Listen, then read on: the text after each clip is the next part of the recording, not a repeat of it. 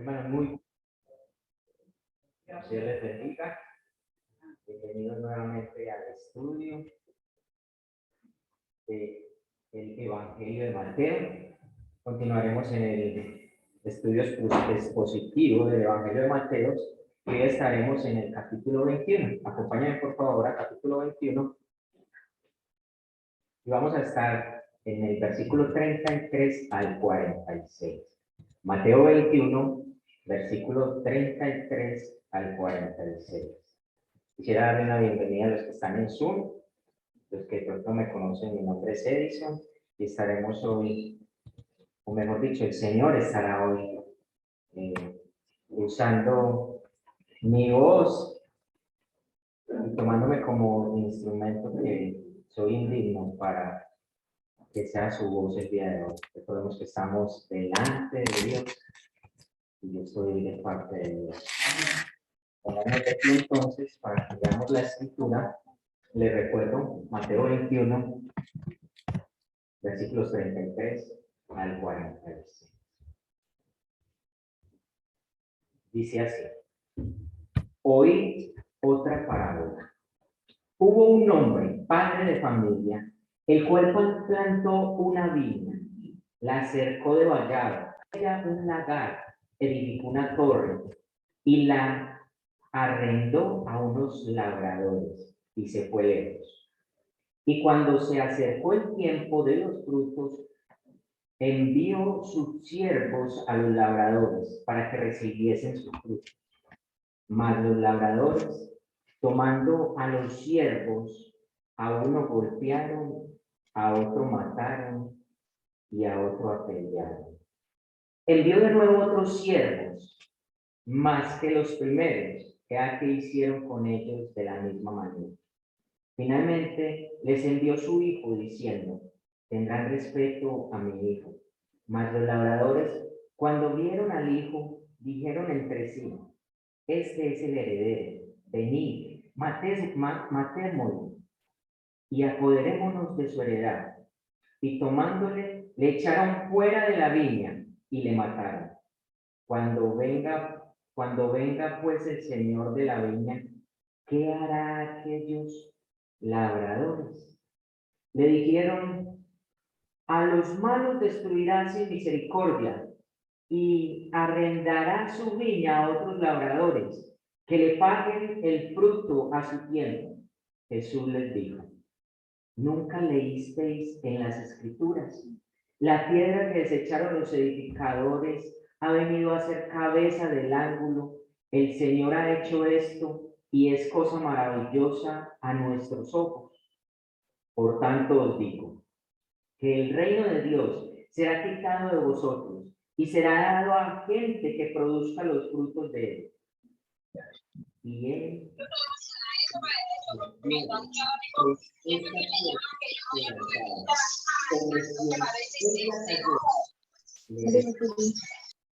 y oyendo sus parábolas, los principales sacerdotes y los fariseos entendieron que hablaba de ellos, pero al buscar cómo echarle mano, tenían al pueblo, porque éste le tenía por profeta.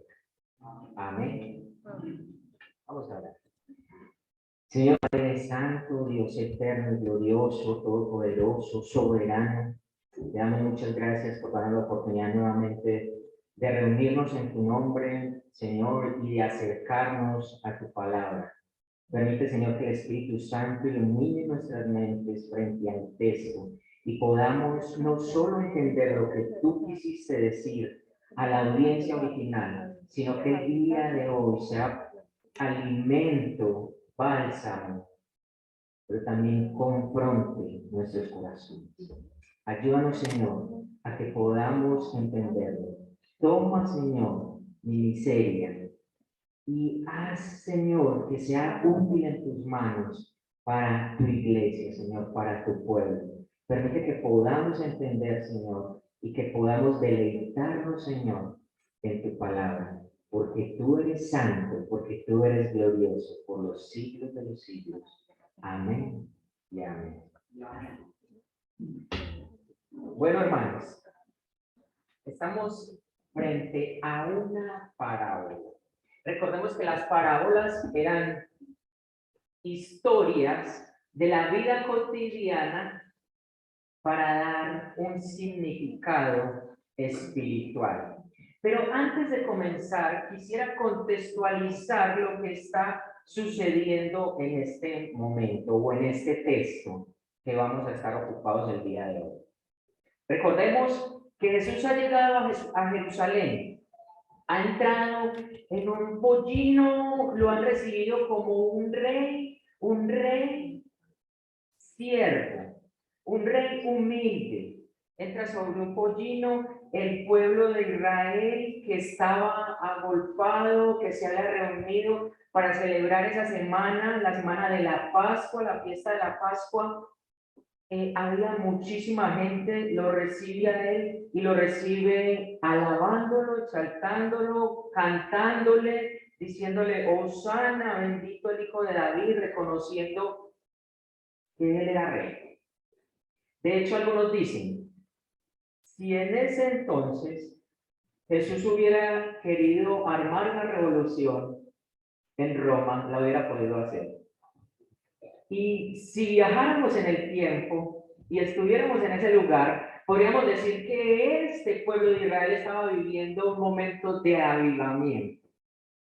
Pero resulta que el Señor, conociendo que aunque lo estaban recibiendo de esta manera, sus corazones estaban alejados de él va al templo y es como la gota que rebosó la casa de la paciencia del Señor, de ver en lo que se había convertido el pueblo, la nación de Israel, la escogida por Dios para glorificar a Dios en medio de las otras naciones, cómo se había corrompido y cómo los líderes religiosos habían llegado a una sequedad espiritual en la cual habían convertido la casa del Señor en una cueva de ladrones, en un negocio redondo.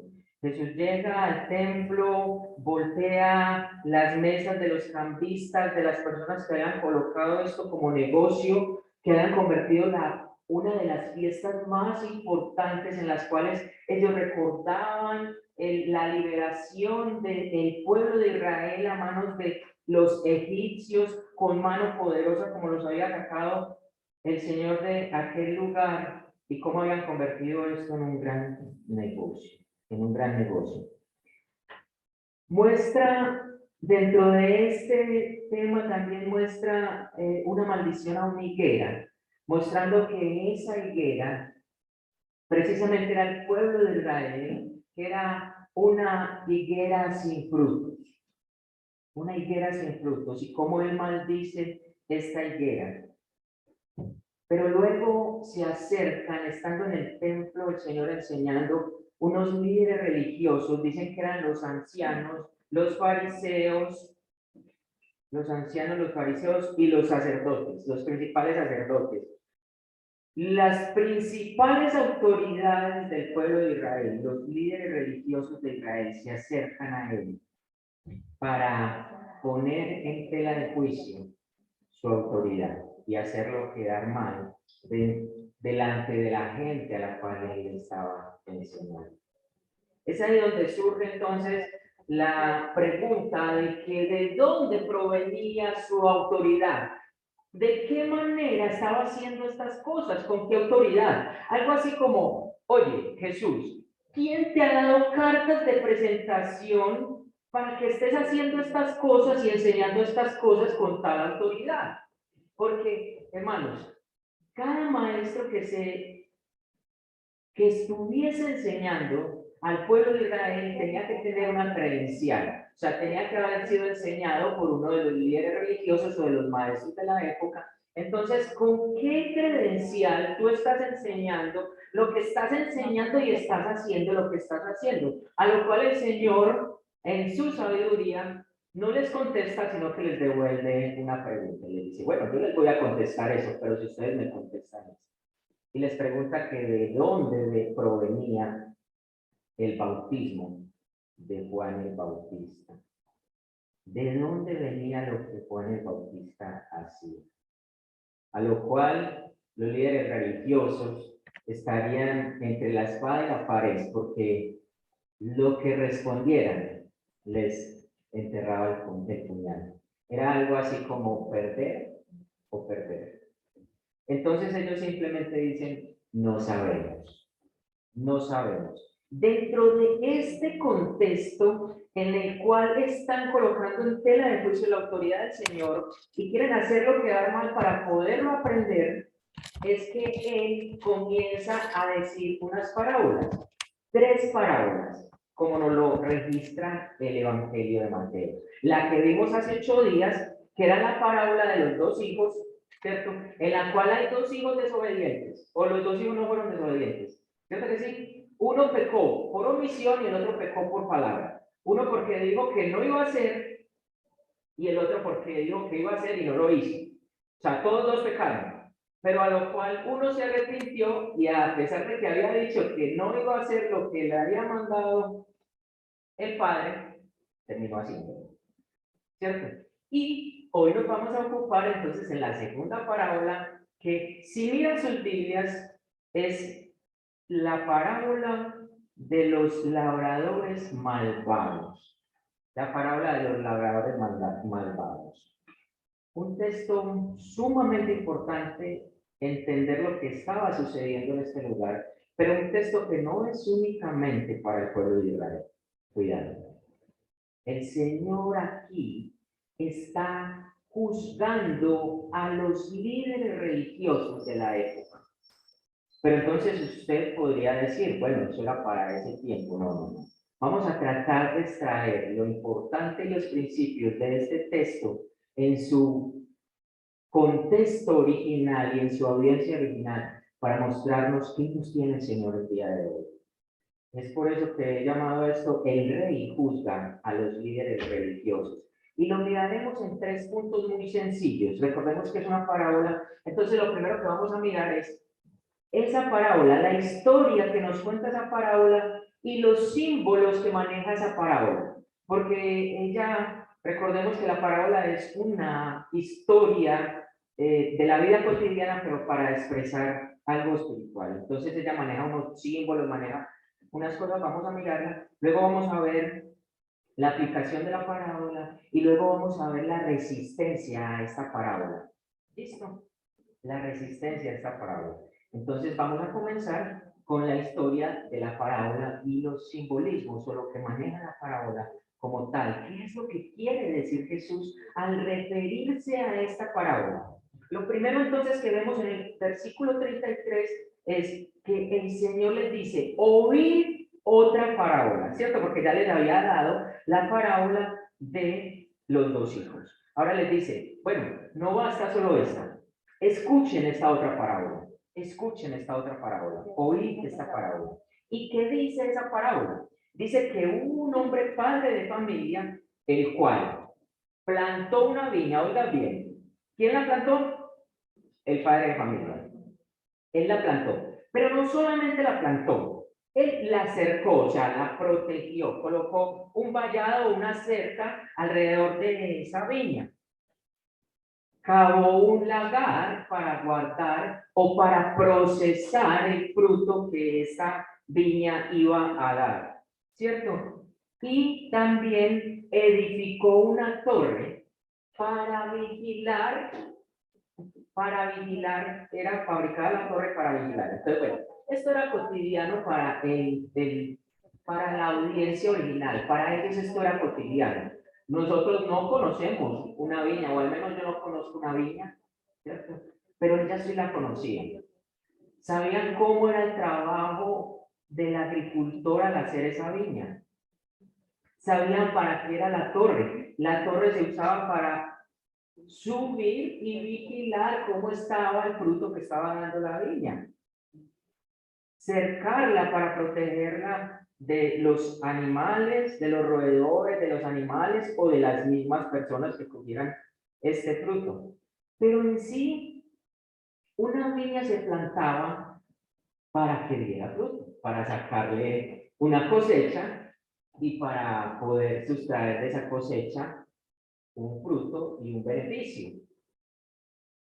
Pero resulta que él hace esta viña, planta esta viña, cerca esta viña, coloca un lagar, coloca una torre, pero decide luego irse lejos y arrendar esa viña a unos labradores para que ellos la trabajaran y cuando hubiese la cosecha le dieran al dueño de la viña lo que le correspondía. Es lo que nos sigue diciendo el texto. Dice que cuando se acercó el tiempo de los frutos, envió sus siervos a los labradores para que recibiesen sus frutos.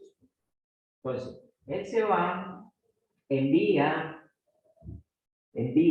unos siervos para que vayan a la viña porque ya está dando frutos para recibir el fruto que le correspondía a él, ¿cierto?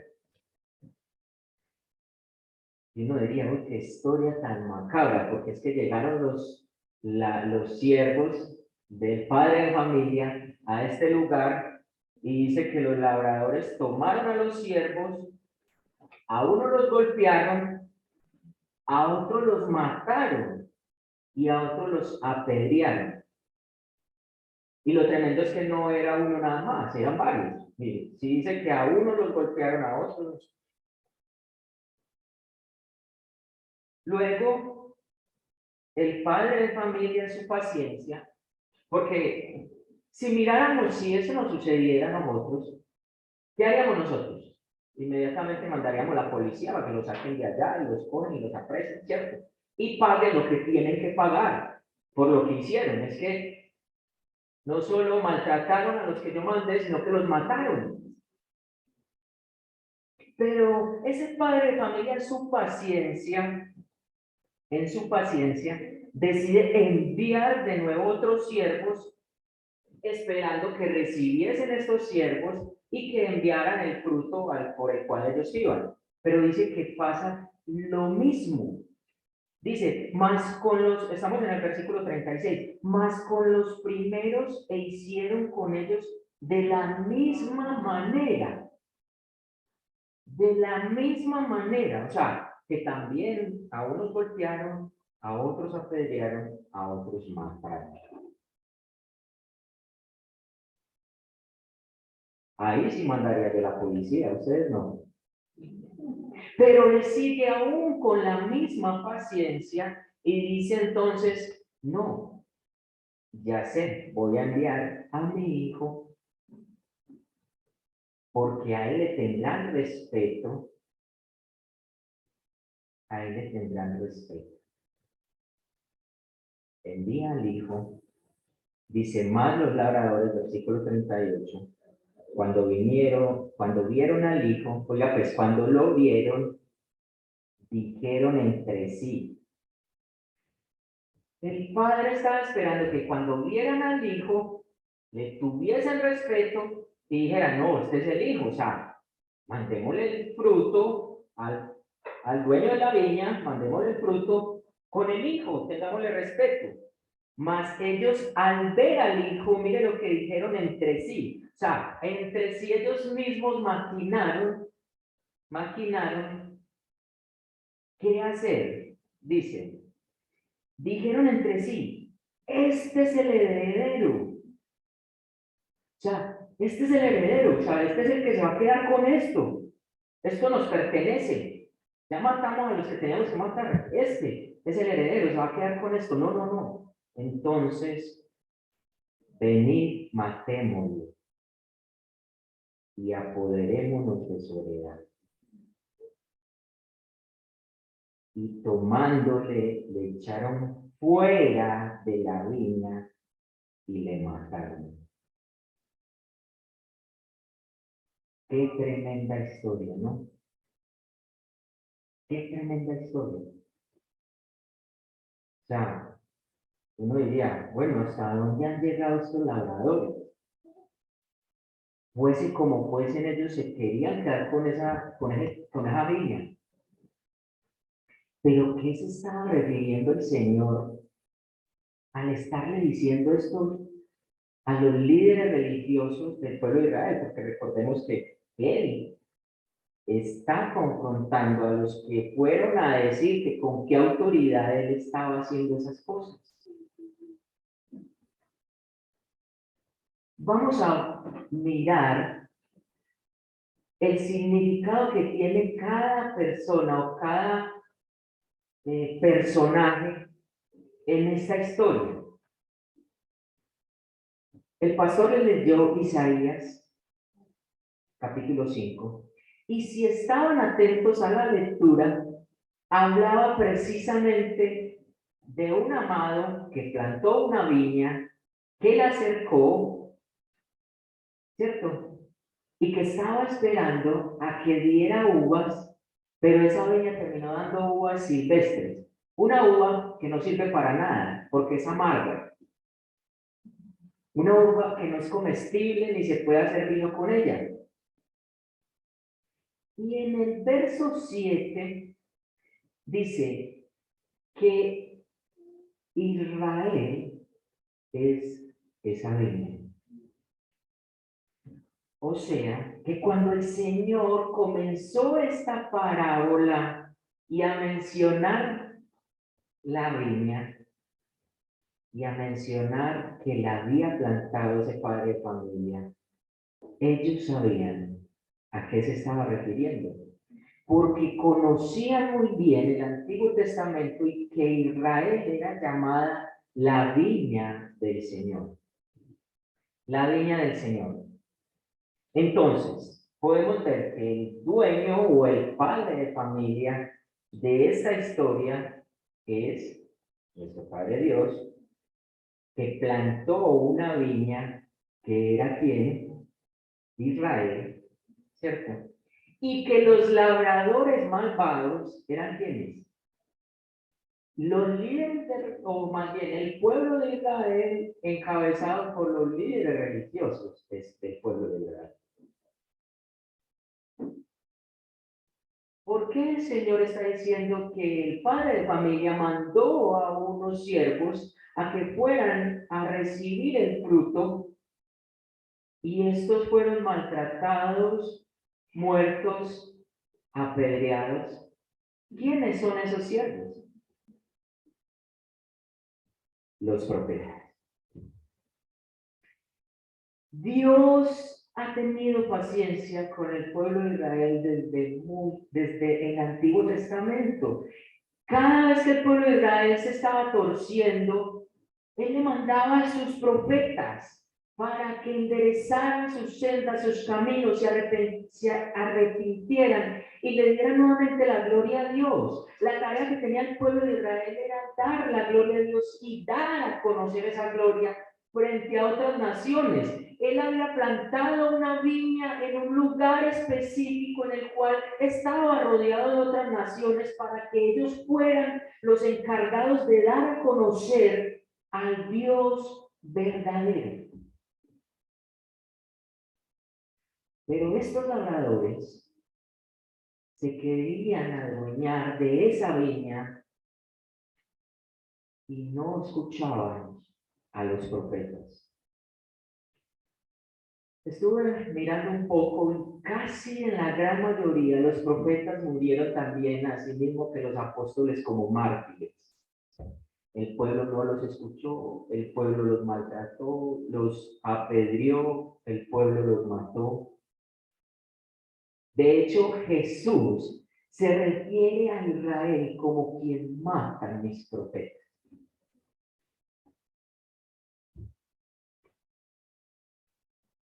Entonces los siervos son los profetas que son enviados al pueblo de Israel, pero que han sido maltratados y han sido muertos. Pero entonces dice que el padre de familia decide enviar a su hijo. Entonces, ¿quién será ese?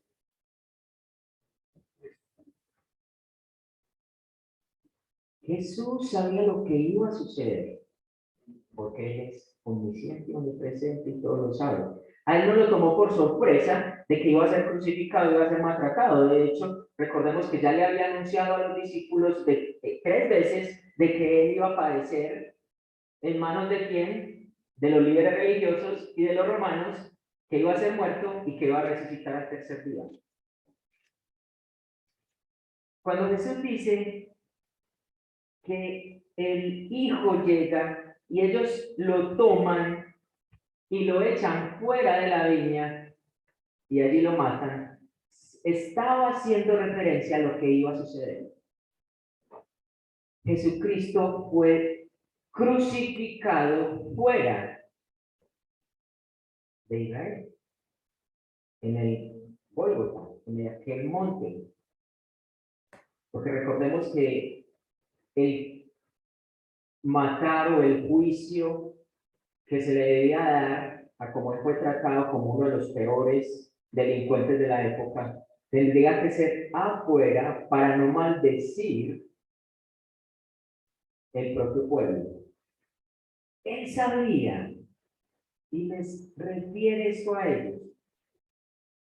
Les refiere esto a ellos. Entonces recordemos, el dueño o el padre de familia es nuestro Padre Dios, la viña es la nación de Israel, los labradores es el pueblo de Israel, el cabeza de sus líderes religiosos, los siervos que llegan o que envía el padre de familia son los profetas y el Hijo es Jesús.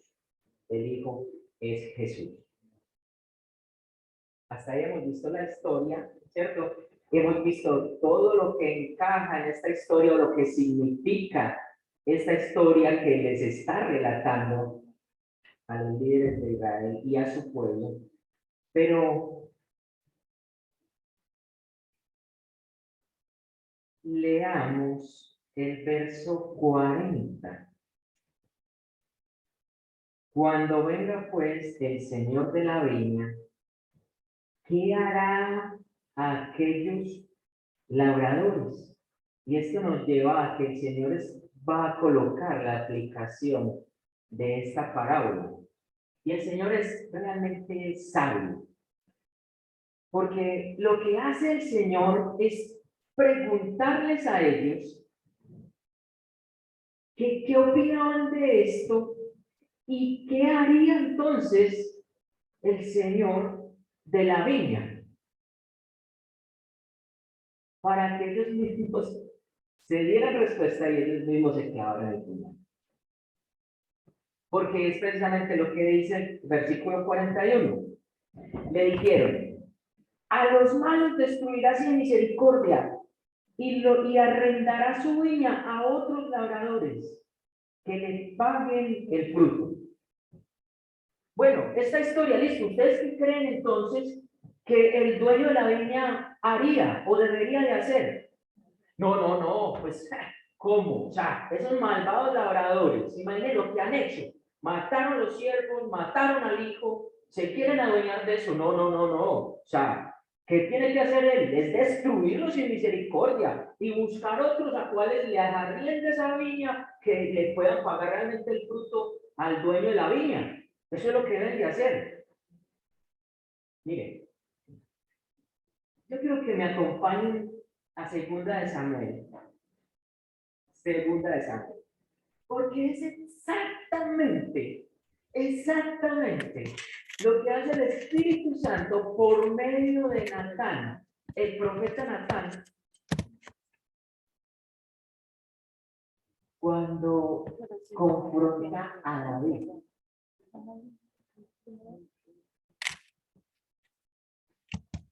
Segunda de Samuel.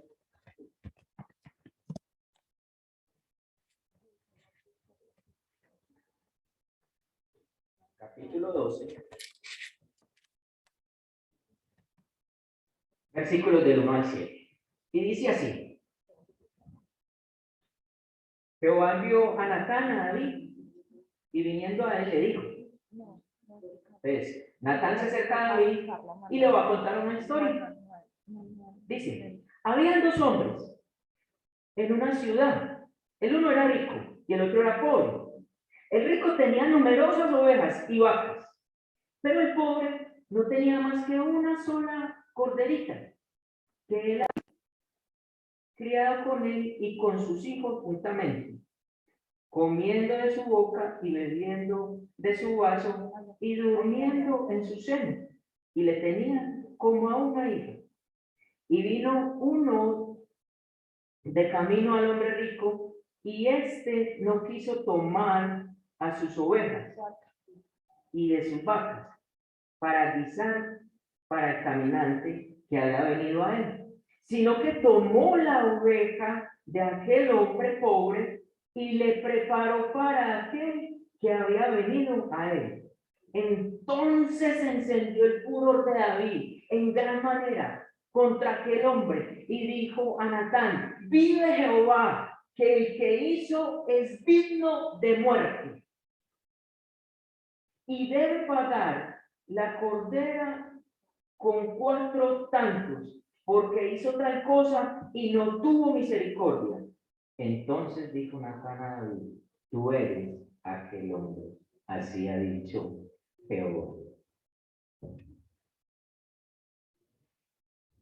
¿Qué tan fácil, mis hermanos, es emitir juicio sobre otra persona? Amarnos a nosotros mismos primero. Es exactamente lo que está sucediendo. Jesús le está contando una parábola, una historia, le está diciendo lo de la viña, lo del señor de la viña, que vinieron y los hicieron con los siervos de todos, luego mataron al hijo, y ahí mismo se encienden los líderes religiosos.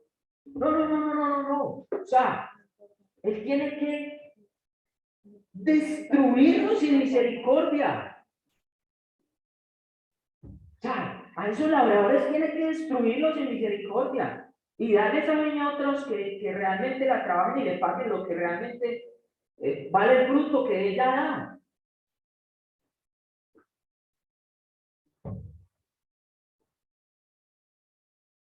Y es ahí donde Jesús entonces los confronta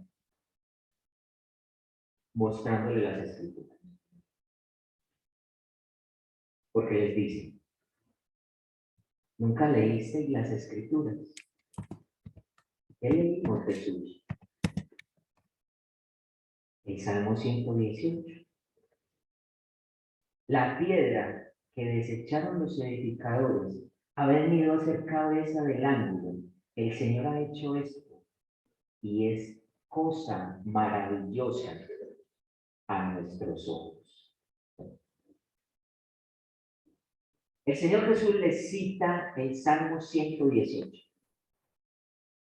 Es interesante porque el Salmo 118 hace parte de los cánticos que se cantaban en la Pascua. De hecho, ¿recuerdan las palabras que decían los israelitas cuando Jesús llegó a Jerusalén montado en el pollino? Ellos decían: Hosana al hijo de David. Hosana al hijo de David. Sálvanos, Señor. Y eso hace parte del Salmo 118.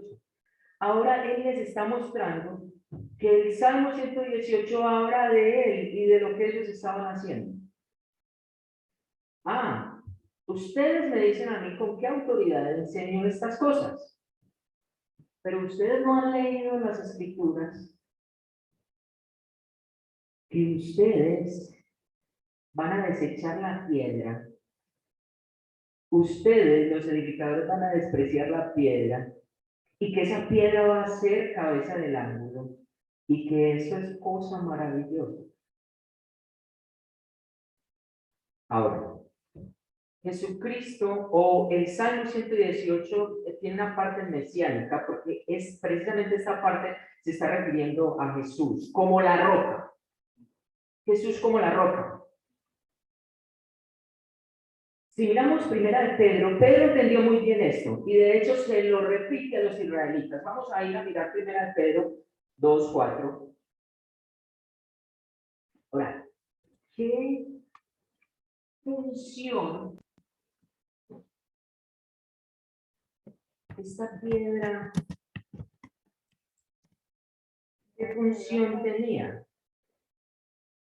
Mire, cuando los edificadores o constructores estaban haciendo una construcción, tenían que ser muy cuidadosos al escoger la piedra que iba a ser el ángulo o el cimiento de esta edificación. era muy, pero muy importante, porque si esta piedra la escogían mal, entonces la edificación se podría venir al suelo. Digamos lo que en este tiempo podría ser las columnas o las bases que se colocan sobre una edificación. Es por eso que algunos edificios son tan profundos cuando van a hacer las columnas, para darle un cimiento bien fortalecido para que no se venga al suelo. Los edificadores tenían la labor de escoger esa piedra cuidadosamente para poder que esta edificación fuera bien fundamentada. Y el Señor les está diciendo, ustedes como edificadores están desechando la piedra más importante. Vamos a mirar entonces Primera de Pedro 2. Primera de Pedro. Recordemos que estamos en el segundo encabezado, que es la aplicación de la parábola. El Señor les está haciendo la aplicación a la audiencia original de lo que significaba esta parábola, la aplicación que tenía esta parábola. Primera de Pedro, capítulo 2, versículo de Pedro. Acercaros a él. ¿A quién? A Jesús. ¿Y quién es Jesús? La piedra viva, desechada ciertamente por los hombres, mas para Dios escogida y preciosa. Vosotros también como piedras vivas sed edificados como casa espiritual y sacerdocio santo, para ofrecer sacrificio espiritual aceptables a Dios por medio de Jesucristo. Por lo cual también contiene la escritura: he aquí pongo en Sión la principal piedra del ángulo, escogida preciosa, y el que creyere en él no será avergonzado. Para vosotros pues, los que creéis, él es precioso, pero para los que no creen, la piedra que los edificadores desecharon ha venido a ser cabeza del ángulo, piedra de tropiezo y roca que hace caer.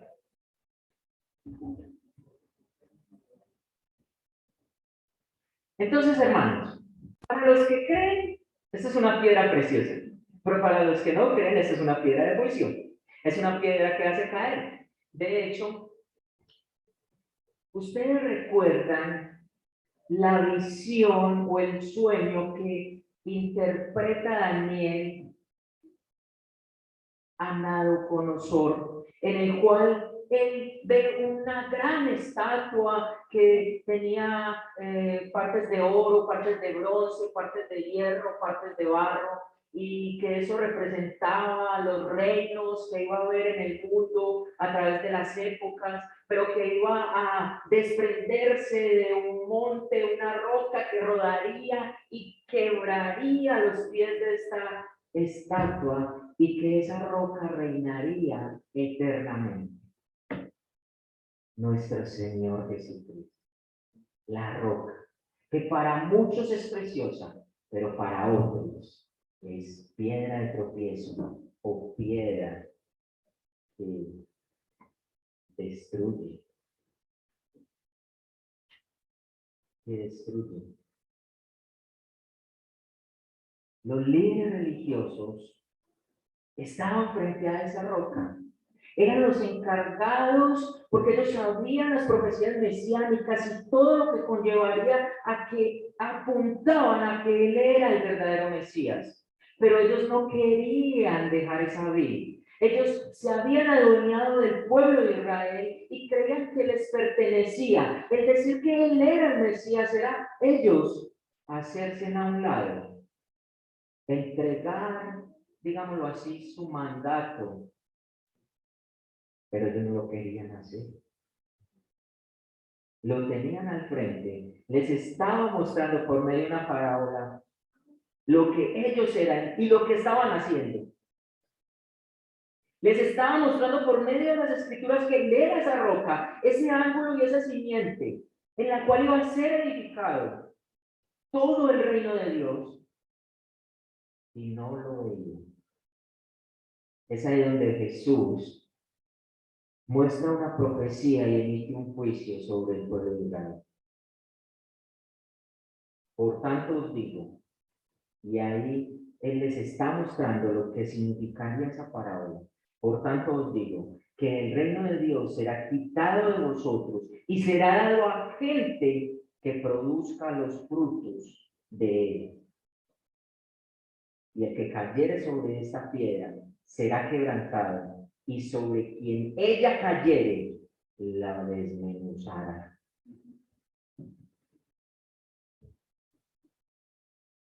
Lo desmenuzará.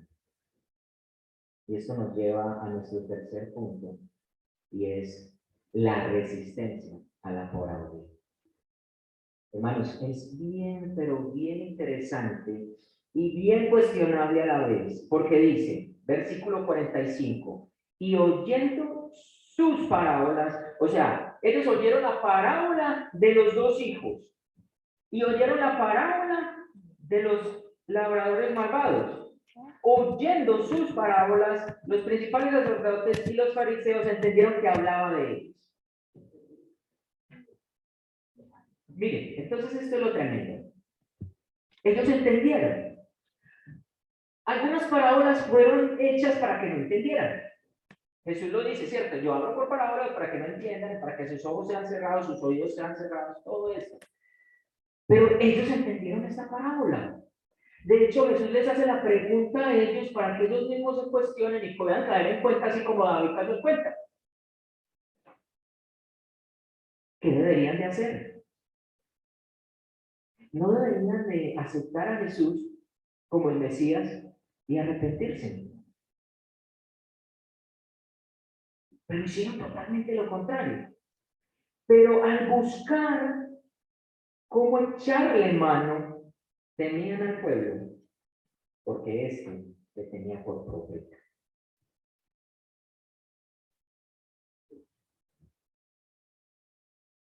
Ellos entendieron, hermanos. Ellos entendieron y sabían qué debían de hacer.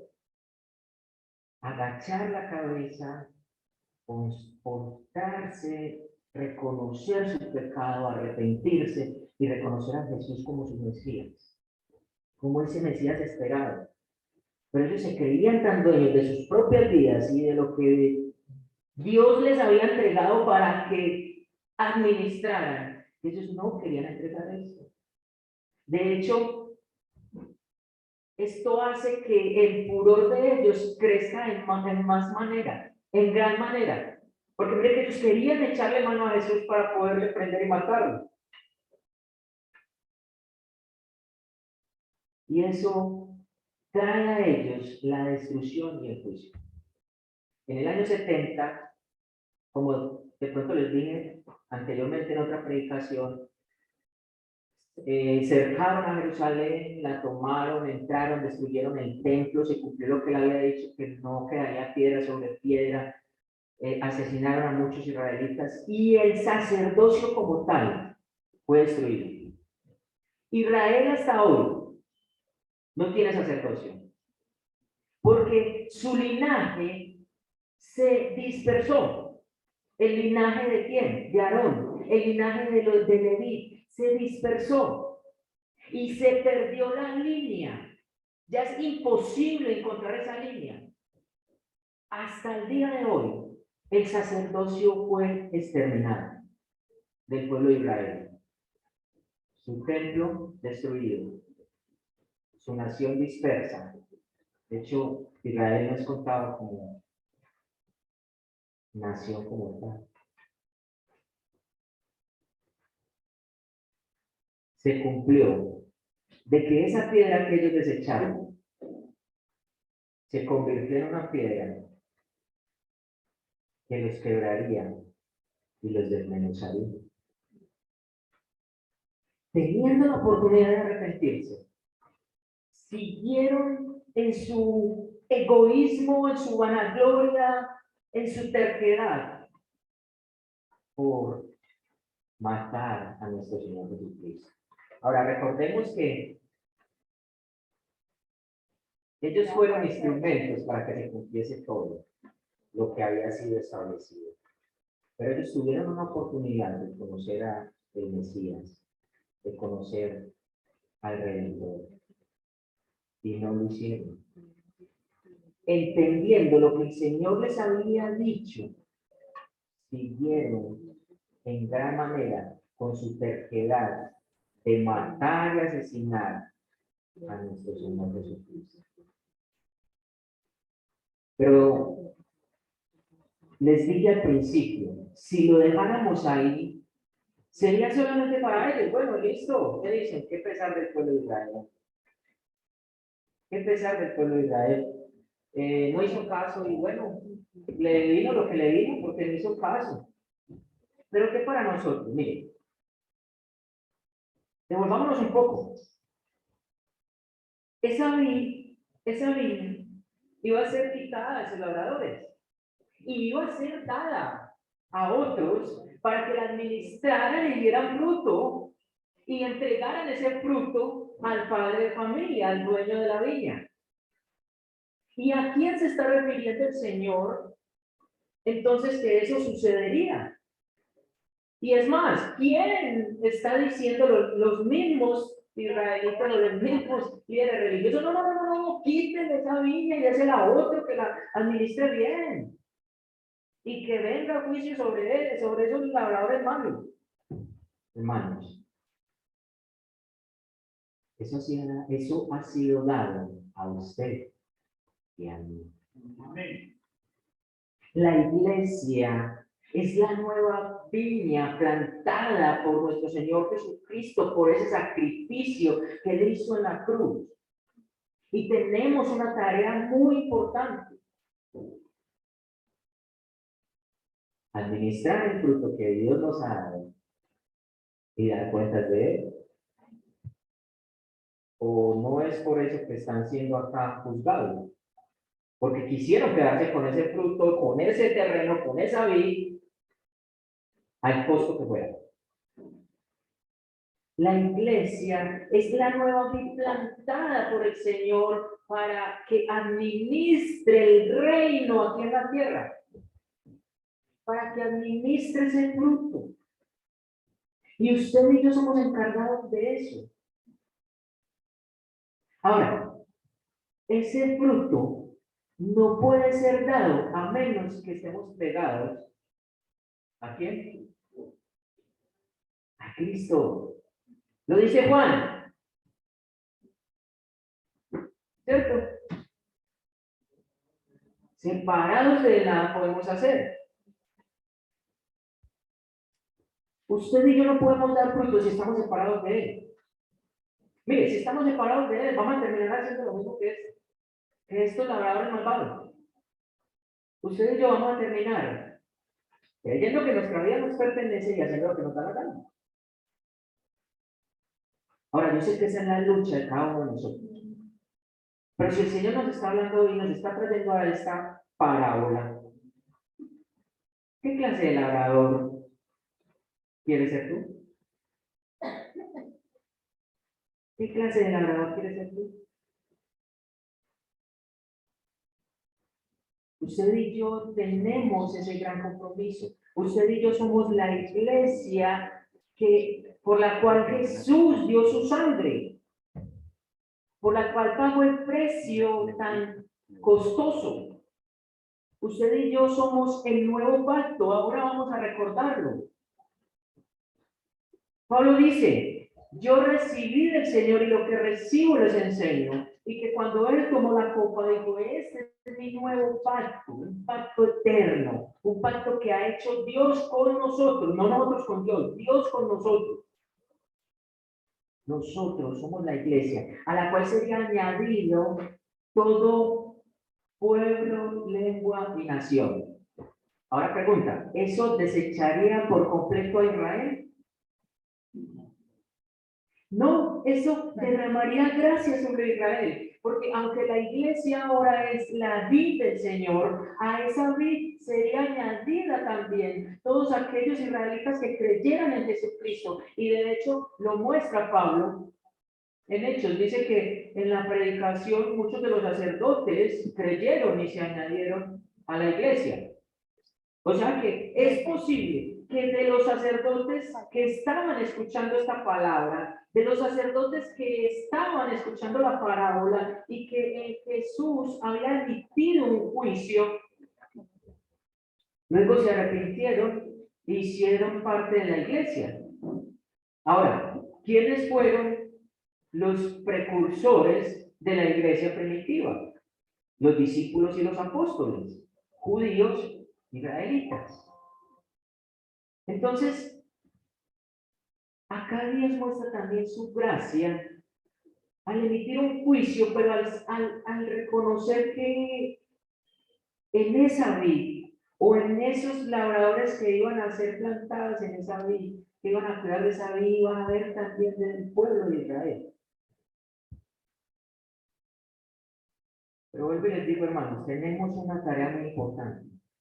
Ahora, miren que el problema que tuvieron los fariseos es que ellos buscaban echarle mano a Jesús, ¿cierto? Pero temían al pueblo. Usted y yo podemos hacer la tarea si estamos pegados a Jesús, pero usted y yo tenemos que reconocer a quién le tememos. O usted le teme a los hombres, o usted le teme a Dios. O usted y yo le tememos a los hombres, o le tememos a Dios. El temor a los hombres nos puede llevar a no hacer la tarea, no dar frutos. Es más, el temor a los hombres nos puede llevar a quedarnos callados cuando Dios nos sabe que debemos hablar. Pero el temor a Dios nos lleva a reconocer que Él es el soberano y que todo lo que Él ha dicho se cumple y se cumplirá. Se ha cumplido hasta ahora y se cumplirá. Y que nosotros tenemos la labor de hablar el Evangelio para que aquellos que pertenecen a esa vida, pero que no lo saben, puedan venir por medio de la locura de la predicación a la fe y al arrepentimiento.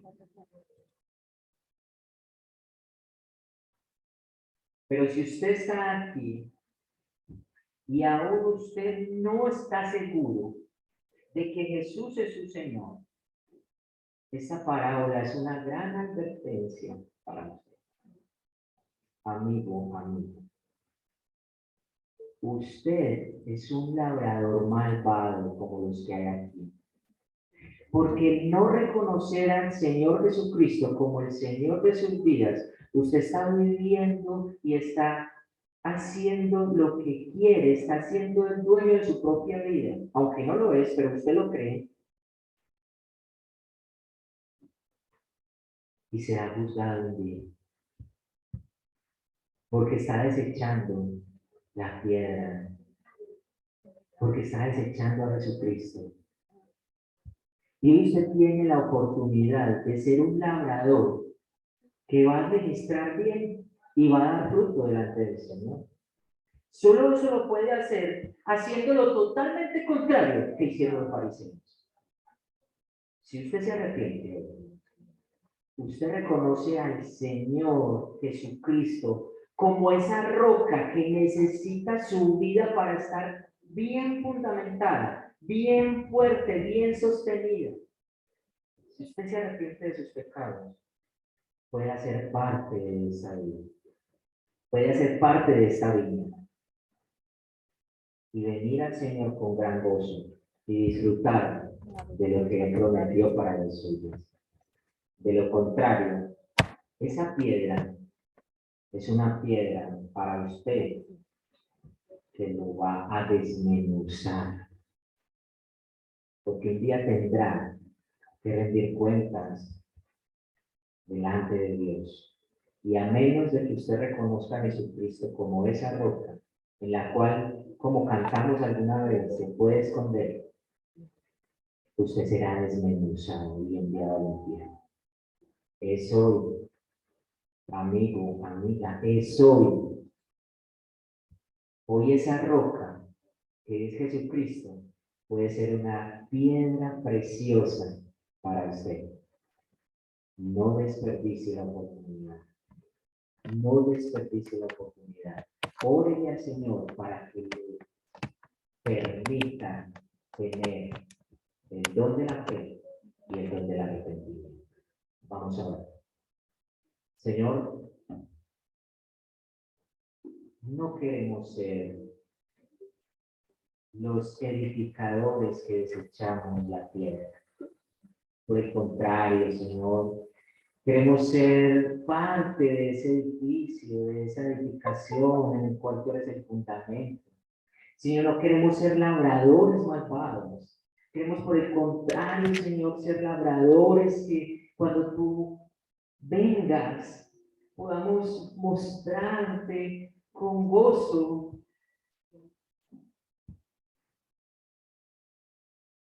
podamos postrarnos delante de ti y decirte, no merecíamos nada, Señor, pero aquí estamos. Toma tu fruto, lo que te pertenece. Ayúdanos, Dios, como iglesia, a realizar la tarea que tenemos. Señor, esta mañana nos hablabas sobre la importancia que tenemos de ser servidores, diáconos, en medio del pueblo, Señor, y con los de afuera de la iglesia, Señor. Y eso hace parte del servicio y de los frutos que debiésemos de dar como labradores tuyos. Ayúdanos a interiorizar eso y a llevarlo a nuestra mente y a nuestro corazón para que sea movida nuestra voluntad, a actuar, Señor, y a no quedarnos quietos, estáticos. Ayúdanos, por favor, Señor, te lo suplicamos, Señor.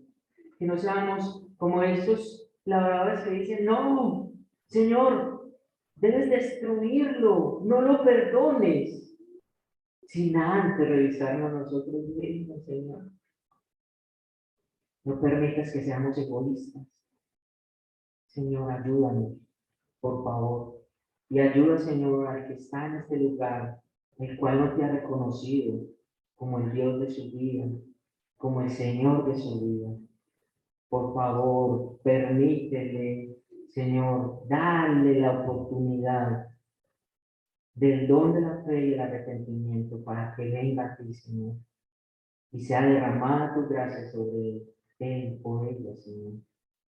Yo te lo suplico, Señor, por favor, porque cuando tu palabra dice que cuando alguien se convierte, cuando alguien se arrepiente, cuando alguien viene a ti, hay una fiesta en los cielos, en el reino de los cielos, Señor. Ayúdanos, pues, oh Dios, ayúdanos a continuar adorándote, Señor, y a continuar aprendiendo, Señor. Permite que los himnos que vienen a continuación los podamos cantar de todo corazón, pero también con todo entendimiento, Señor. Señor, que el compartir la cena, Señor, y el memorial de tu muerte y resurrección sea de gran gozo a nuestros corazones, Señor, de poder recordar lo que has hecho por cada uno de nosotros. Pero también, Señor, que sea de gran gozo de podernos acercar a ofrendar, a devolverte de lo que tú ya nos diste, Señor. Te entregamos todo, Señor, reconociendo que tú eres Dios soberano, que tú eres el mismo de ayer, de hoy y por los siglos. Y que todo lo que tú dijiste por medio de la palabra se ha cumplido y se cumplirá. Gracias, Señor, por todo esto. En Cristo Jesús. Amén.